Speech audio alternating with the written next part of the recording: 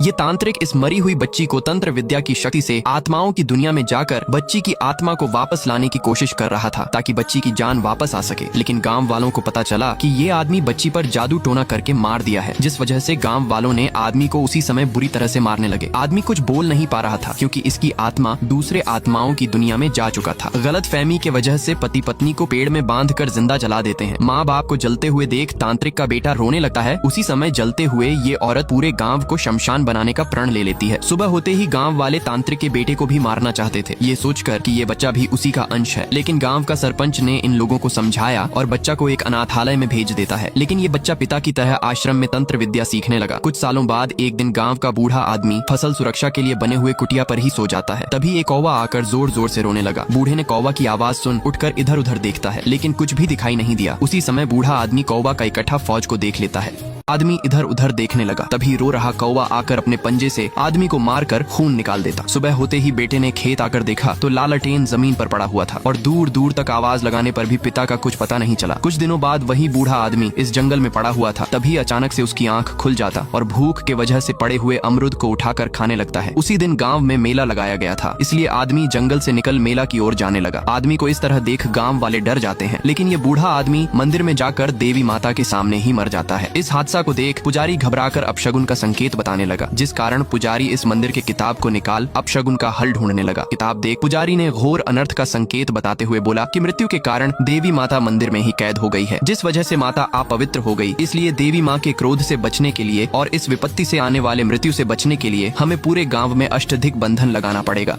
अष्टधिक बंधन के दौरान गांव से कोई भी व्यक्ति बाहर नहीं जा सकता और ना ही कोई अंदर आ सकता है। लेकिन उसी समय एक आदमी गांव से शहर जाने लगा, क्योंकि ये आदमी इन नियमों को नहीं मानता था। कुछ देर बहस होने के बाद आदमी मान जाता है। अब गांव वाले अपशगुन हुए चीजों को जलाने लगे। सूर्या शहर से गांव अपनी दीदी के घर घूमने आया था, इसलिए सूर्या भी शहर जाने लगा। उसी समय सरपंच की बेटी को दौरा आने लगता है, जिसे ठीक करने के लिए शहर से दवा लाना पड़ता था, इसलिए डॉक्टर शहर से दवा लाने को बोल दिया। सूर्या जब गाँव से शहर जा रहा था, उसी समय दवा ला रहे आदमी का एक्सीडेंट हो जाता है। सूर्या जब उसके पास गया तो आदमी बताया कि सरपंच की बेटी को दौरा आया है, अगर सही समय पर दवा न पहुंचने से उसकी जान चली जाएगी। इसलिए सूर्या दवा लेकर वापस गांव जाने लगा।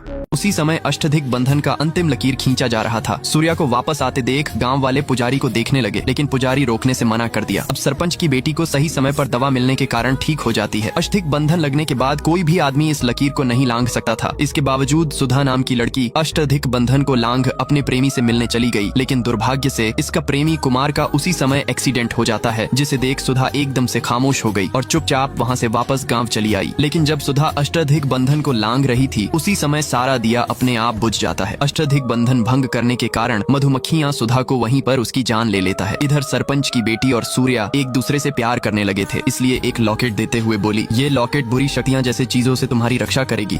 दूसरी रात सूर्या की दीदी अपने बेटे को पढ़ाते समय उसे कुछ आवाजें सुनाई देने लगी। सामने जाकर देखी तो एक आदमी चाकू लेकर खड़ा था और औरत के सामने ही अपने गले को रेत कर खुद को ही मार डालता है। इस तरह से देख औरत चीखने लगी, जिसे सुन गांव वाले फौरन चले आते हैं। सुबह होने के बाद सीलते समय मशीन से उठकर अंदर चली गई और एक बड़ा सा सुई निकाल अपने आप को हत्या कर लेती है। अब पुजारी को शक होने लगा कि कोई व्यक्ति गाँव के बाहर जाके आया है, इसलिए 2 आदमी को घर घर देखने भेज दिया। इसके बाद भी कुछ पता नहीं चला। औरत का समाधि जलाते समय कुछ दूर ये अघोरी बाबा के पास एक कौवा आकर मर जाता है, इसलिए अघोरी अपनी शक्ति से देख समझ जाता और गांव वालों को बताया कि इस पूरे गांव को किसी ने जादू टोना कर रखा है, जिस वजह से लगातार मौत हो रही है। अगर इस बंधन लकीर को नहीं हटाया तो पूरा गांव शमशान बन जाएगा। इसके बाद भी इन लोगों को यकीन नहीं होता, लेकिन अघोरी की बात में सूर्या को सच्चाई दिखाई दिया, इसलिए सूर्या मरे हुए लोगों के घर में जाकर छानबीन करने लगता है। इस दौरान रास्ता में चलते समय अजीब सा बदबू आने लगा, जिस वजह से सूर्या जाकर देखता है। तभी उसे एक बैग दिखाई देता है, इसलिए और सामने चला गया, लेकिन यहाँ बैग के साथ एक लड़की की लाश मिल जाता है, जो कि अष्टधिक बंधन को तोड़ उसी दिन मर चुकी थी। ये सब देख सूर्या को अब सारी बात समझ आने लगा, इसलिए पुजारी के पास आकर विस्तार से बताता है। साथ ही ये भी बता दिया कि अष्टधिक बंधन टूट चुका है और मरने वाले को पहले जो कोई भी देख ले अगली मौत उसी की हो जाती है। उसी समय ख्याल आया कि दीदी की मौत को सबसे पहले नंदिनी देखी थी, इसलिए सूर्या भागते हुए नंदिनी के घर जाने लगा। मगर गाँव का एक आदमी पता तोड़ते समय नंदिनी को खंडहर की ओर जाते देख आवाज देता है, लेकिन नंदिनी ने कोई जवाब नहीं दिया।